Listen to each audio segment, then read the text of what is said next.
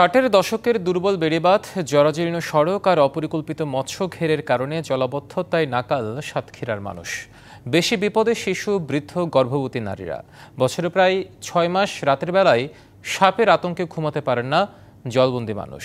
ব্যাহত হচ্ছে শিক্ষা ব্যবস্থা। এছাড়া প্রায় ৩০ বছরেও পূর্ণাঙ্গ রূপ পায়নি এই জেলায় অবস্থিত ভোমরা স্থলবন্দর, যদিও সংকট সমাধানের আশ্বাস দিচ্ছে কর্তৃপক্ষ। সাতক্ষীরা জেলা পৌরসভার চিত্র এটি। গত প্রায় ১০ বছর যাবৎ এমন জলাবদ্ধতার মধ্যে বসবাস করেন এই পৌরসভার প্রায় ৪ লাখ মানুষ।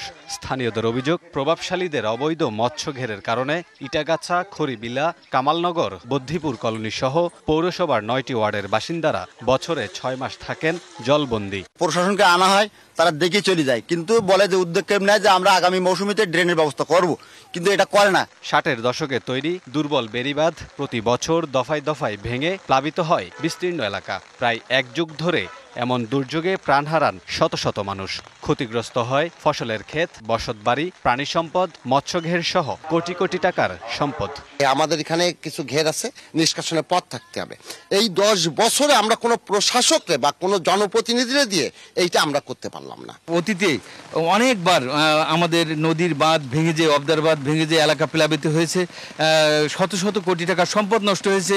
এদিকে প্রায় ৩০ বছরে পূর্ণাঙ্গ রূপ পায়নি ভোমরা স্থলবন্দর।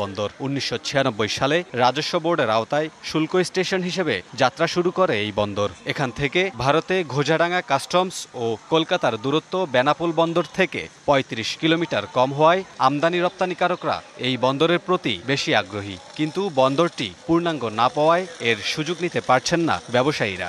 আমাদের দাবিটা হলো, আমরা এই পোর্ট দিয়ে সকল পণ্য আমরা আমদানি এবং রপ্তানি করতে চাই।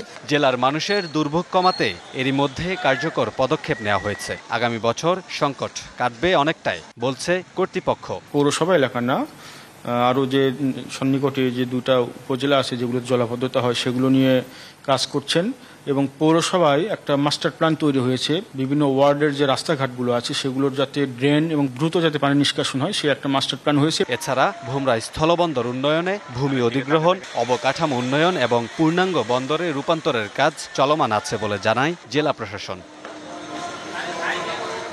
Kamrul Hasan, DBC news, Satkhira.